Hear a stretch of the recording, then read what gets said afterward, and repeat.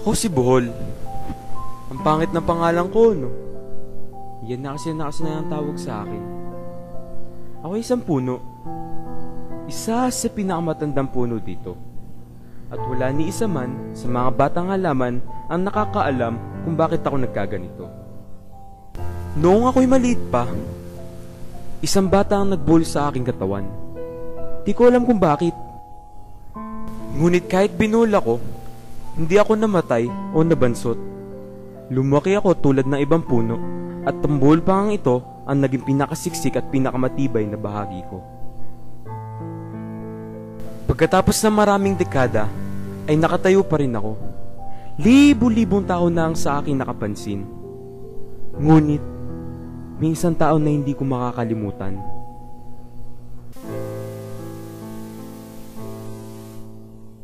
Maliit na bata pa lang siya nang una ko siyang makita. Palagi niya ako pinupuntahan. Ewan ko kung bakit sa dinami-dami ng puno dito, ako ang nilalapitan niya at tinitignan ng matagal. Parang pinipilit niyang intindihin ang aking anyo. Ang hindi niya alam ay tinitignan ko din siya. At hindi ko man nakikita ang kanyang puso, alam kong may dinaramdam siya. Nasasagap ng aking mga daon ang lungkot sa kanyang buntong hininga. Nararamdaman ng aking katawan ang bigat ng kanyang suliranin. Natitikman ng aking mga ugat ang pait ng kanyang luha. Oo, ako ang kanyang iyakan. Ako na isang puno, ang kanyang sumbungan. Walang nakikinig sa kanya sa lumang kwadra na baka na ginawang bahay. Wala na siyang nanay at tatay. At wala naman pakialam ang kanyang nag-iisang kuya. O ikaw, anong ginagawa mo dyan? Magluto ka na nga! Tamad!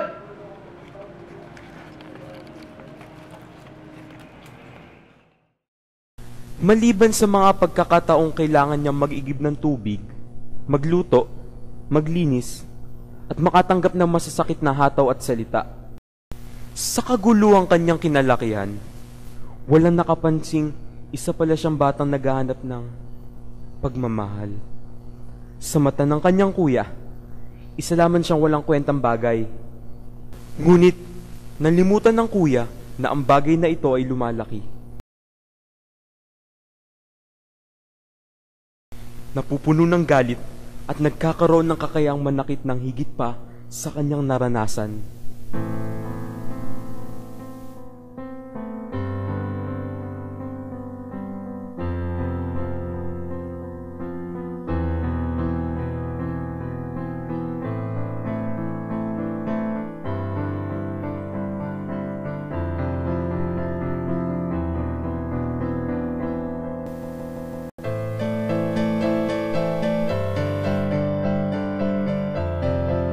Tapos na panahon mo, ha? Ako naman! Dumating na nga ang panahon niya. Sawa na siyang maging malinis. Gusto na niyang maging madumi.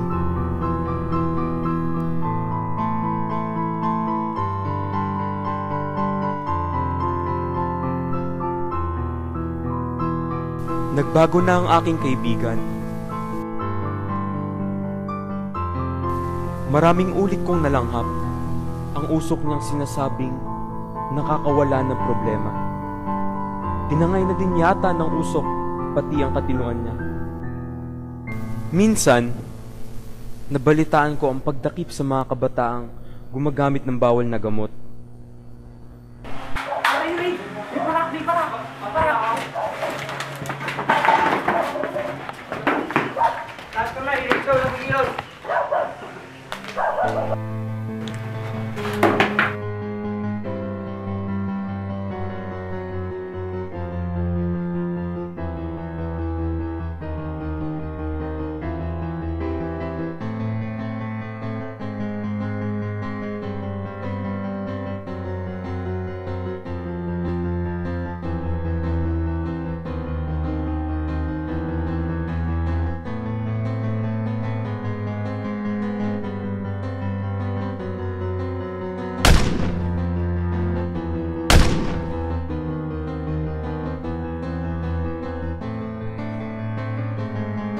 Sa panahong iyon, wala siyang ginusto kundi ang tumakas at mabuhay.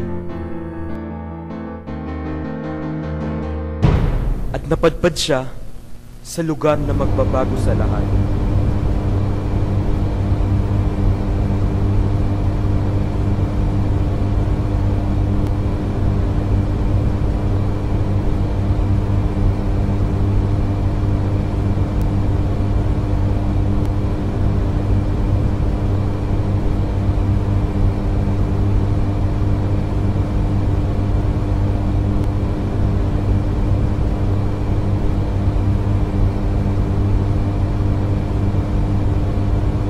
Isang putol na Kristo.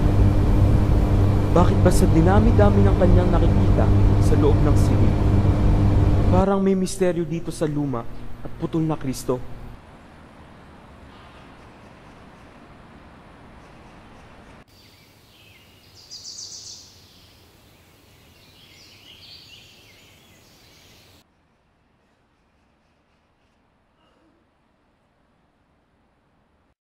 Wala na ang kanyang mga kaibigan, nadakip, nabaril, napatay.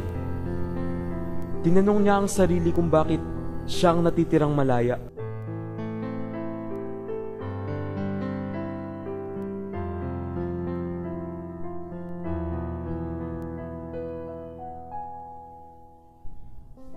Sinubukan niyang makalimot sa tanging paraang alam niya.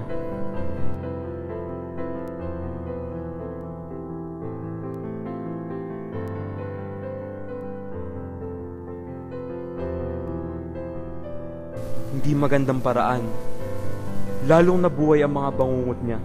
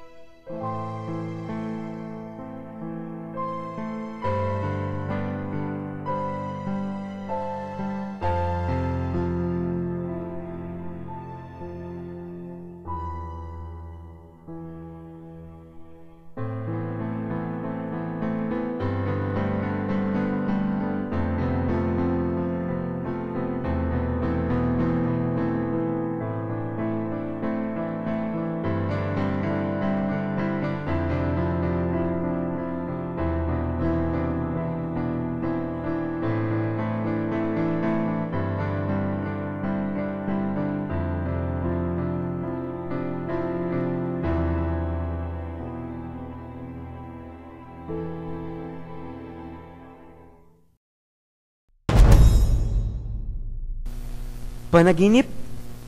Ano ba ang katotohanan sa isang hindi kapanipaniwalang panaginip? Matagal siyang nahiga sa aking lilim. binabagabag ng mga tanong tungkol sa kanyang panaginip. Alam niyang may sagot sa kanyang katanungan at wala ito sa aking anino. Bumagal ang kilos ng magulong mundo sa kanyang paningin at nakita niya ang mga detaling hindi niya dating pansin.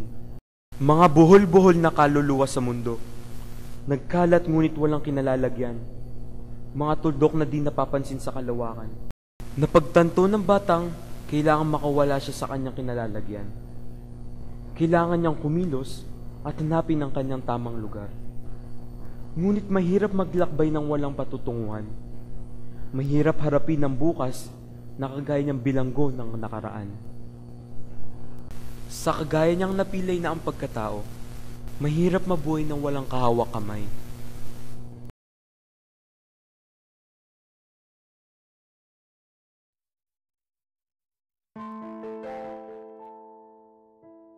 Naisip niya ang putol na Kristo. Pinutol na ba ng Diyos ang kamay niyang dapat sana'y gagabay sa Kanya?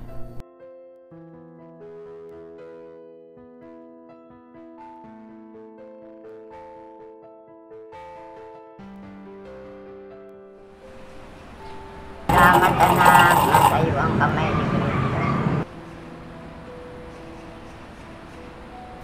Nasa iyo ang kamay ni Kristo.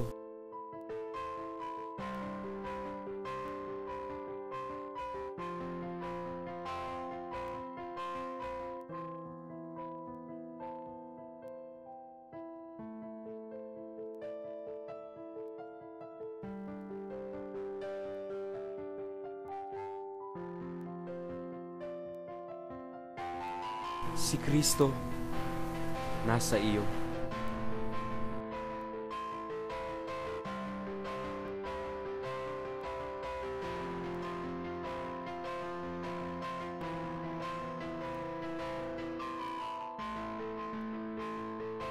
Sa loob ng maraming taon, nabuhay siyang nagkukulang. Sa isang iglap, mula sa tinig ng taong di niya kilala, natagpuan niya ang kulang niyang bahagi. Ang bahagi niyang marunong magmahal. Ang kamay ng Diyos na taglay ng lahat ng nilikha. Ako si Bol, isang matandang puno. Sa matatanda kong sanga ay umuusbong ang mga bagong daong sumasala sa hangin at tumatanggap sa sikat ng araw na siyang nagpapasigla sa akin. Kahit hindi na maitutuwid ang aking katawan, nanatili akong buhay at puno ng pag-asa. Kasama ng aking kaibigan na natuklasan na ang matagal nang hinahanap, sabay naming ilalad ang aming mga palad upang makatanggap ng biyaya mula sa aming may likha.